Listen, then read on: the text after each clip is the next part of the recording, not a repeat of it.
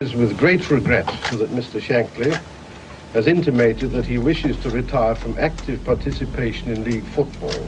I couldn't believe it, absolutely couldn't believe it. It was like morning, you thought you died, I'll tell you. You know, the supporters couldn't believe it. I swear it's the truth. Honestly, I'm not joking, really. Having a son? Nah, I don't believe that. Oh, you're gonna have me crying. You're having me on, aren't you? No, I'm not having one. I've just been to Anfield, honest. You said?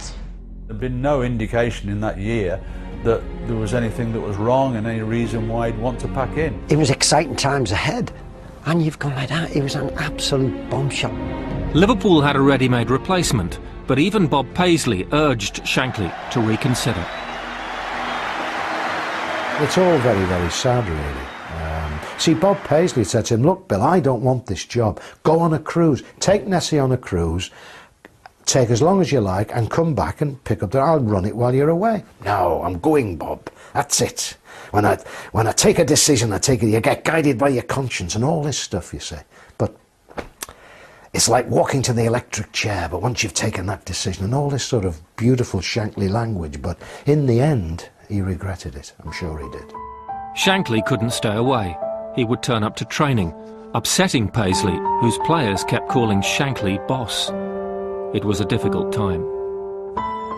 He needed football for starters. He used to go to Wrexham, he'd go to the Everton training ground and play table tennis with Sid McGuinness, the groundsman. I think he realised very soon it was a drug and he could not do without the drug of football. Under Paisley, Liverpool went on to enjoy a level of dominance never before seen in the English game. His predecessor gradually withdrew from public life, and in September 1981, just 7 years after his resignation, Bill Shankly suffered a fatal heart attack. His final wish?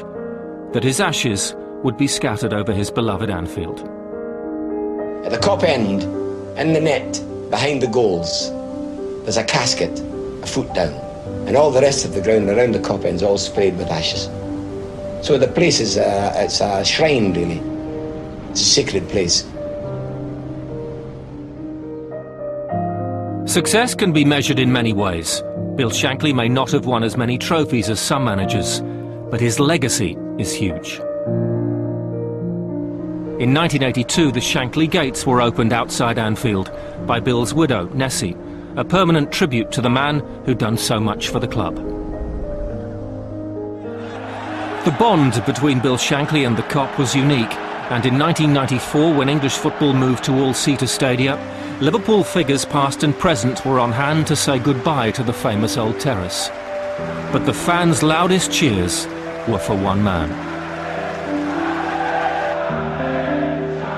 We used to go down to London by train in those days, and we'd travel back, and there'd always be Liverpool fans on there, and there'd always be one or two that would try and nick on the train for nothing, and would get caught by the ticket master as we were coming off.